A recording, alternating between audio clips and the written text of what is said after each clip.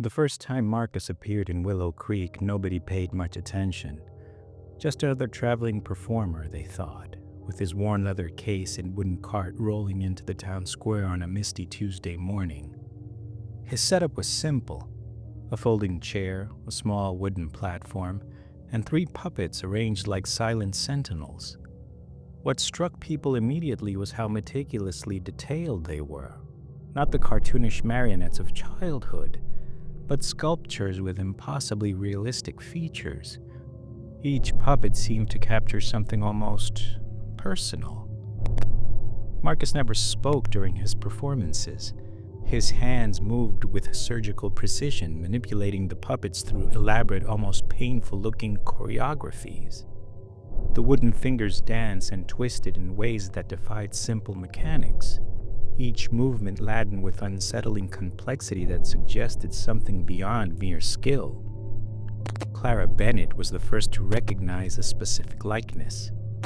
The puppet with the sharp cheekbones and tired eyes looked exactly like her brother Thomas, who'd vanished 3 weeks earlier while hiking in the mountain trails.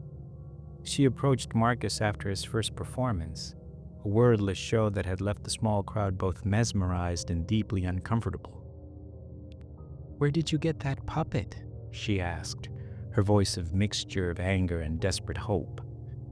Marcus's response was a smile that never reached his eyes. His hands continued their subtle movements, almost imperceptibly, adjusting the puppets' positions even as they sat seemingly motionless. By the end of the week, 3 more local families had recognized features of their missing loved ones in Marcus's growing collection. The puppets multiplied, each new addition more precise, more haunting.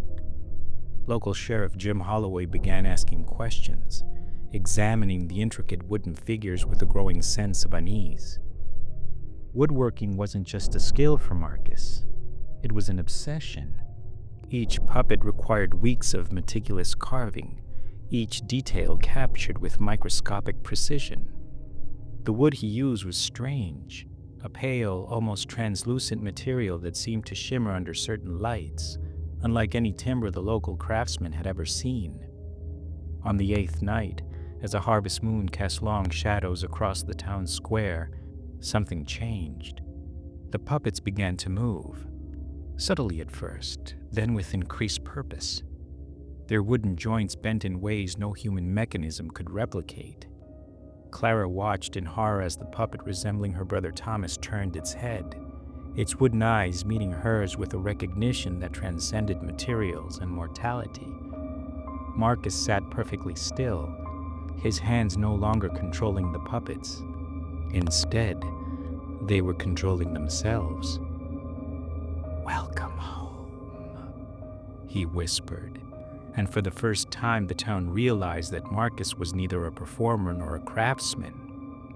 He was a collector, and the performance was just beginning.